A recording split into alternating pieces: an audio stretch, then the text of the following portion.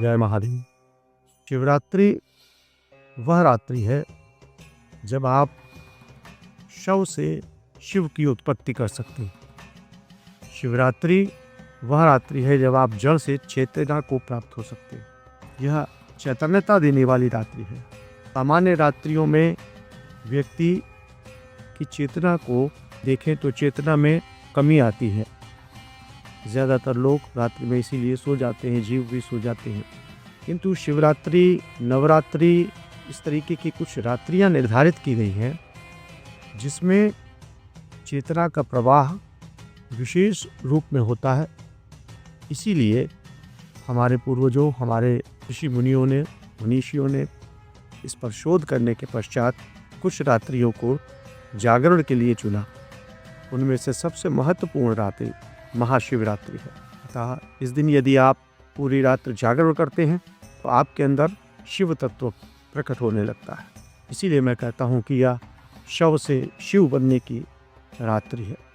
ये जड़ता से चैतन्यता की ओर बढ़ने की रात्रि है। साथ ही शिवरात्रि क्यों मनाई जाती है, इसके पीछे कई पारंपरिक कारण बताए जाते हैं। जो सर्वाधिक प्रचलित है कि यह शिव विवाह की तिथि है।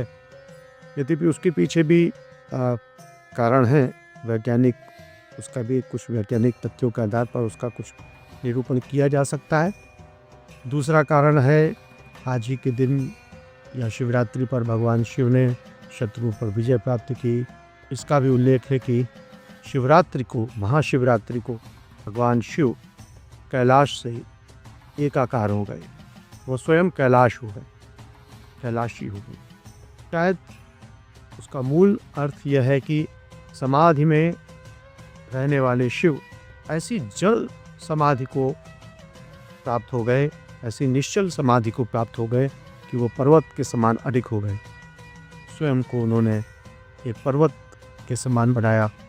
कैलाश से एकाकार हो गए या स्वयं कैलाश हो गए या कैलाश ही स्वयं शिव हैं, तो कोई अतिशयोक्ति नहीं होगी।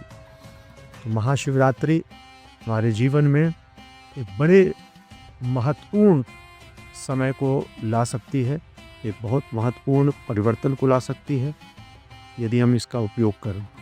जो जागरण के लिए कुछ रात्रि बनाई गई उनमें यह सर्वश्रेष्ठ रात्रि है।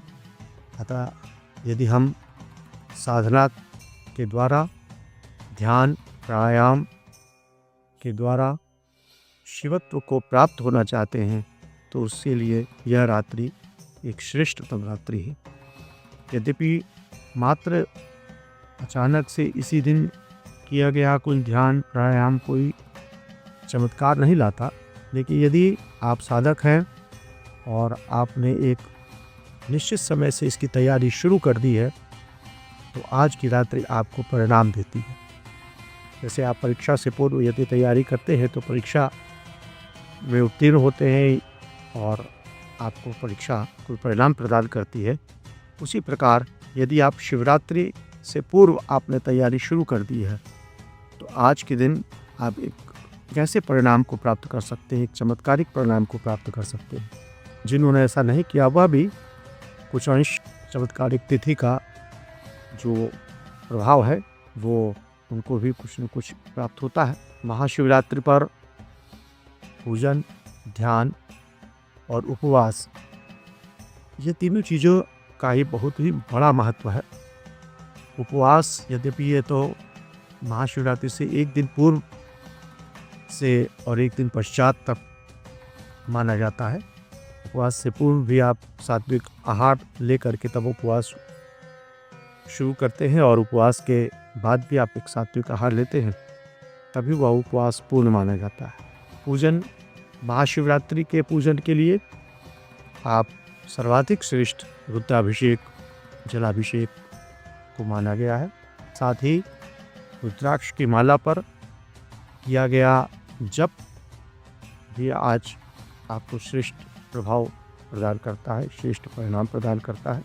रुद्राभिषेक के लिए आप विभिन्न प्रकार के पदार्थों का प्रयोग कर सकते हैं, किंतु कुछ पदार्थों का निषेध है जिसके बारे में मैं विस्तृत चर्चा में बताऊंगा आगे। लेकिन शिवरात्रि पर आप सभी से आग्रह है कि आप सभी शिव के निमित्त जागरण करें, और ध्यान, साधना, प्राणायाम के माध्यम से अपने अंतर आत्मा में शिवत्व को जागृत करने का प्रयास करें, जिसके लिए आप मंत्रों का सहारा ले सकते हैं, आप यंत्रों का सहारा ले सकते हैं, और जिन्हें तंत्र ज्ञान आता है या जिन्हें तंत्र ज्ञान की प्राप्ति है, वो तंत्र द्वारा भी महाशिवरात्रि पर विशेष अनुष्ठान करके और शिवत्व को जागृत कर सकते हैं। सामान्य व्यक्ति, जैसे सामान्य व्यक्ति गृहस्थ लोगों के लिए आज शिव पार्वती मिलन का समय है, यानी शिव और शक्ति का मिलन। आप उसकी गूढ़ता में न जा करके भी आप सामान्य अर्थ में भी आएँ तो शिव और शक्ति का मिलन, यानी कि आज आप शक्ति से को अपने अंदर धारण कर सकते हैं। शव से शिव की स्थिति उत्पन्न हो सकती है, जड़ता से आप चैतन्यता की ओर जा सकते हैं। अवश्य महाशिवरात्रि पर पूजन करें, जलाभिषेक, रुद्राभिषेक करें, ध्यान अवश्य करें और साधना के द्वारा, जप के द्वारा शिवत्व को उत्पन्न करने के लिए कुछ महत्वपूर्ण मंत्रों का प्रयोग कर सकते हैं। गृहस्थ के लिए ओम सांब सदा शिवाय नमः, इस मंत्र का प्रयोग सर्वश्रेष्ठ है। गुरु द्वारा दिया गया ओम नमः शिवाय, ये पंचाक्षरी मंत्र यदि गुरु से प्राप्त हुआ है तो इसका भी आप अवश्य ही जप करें।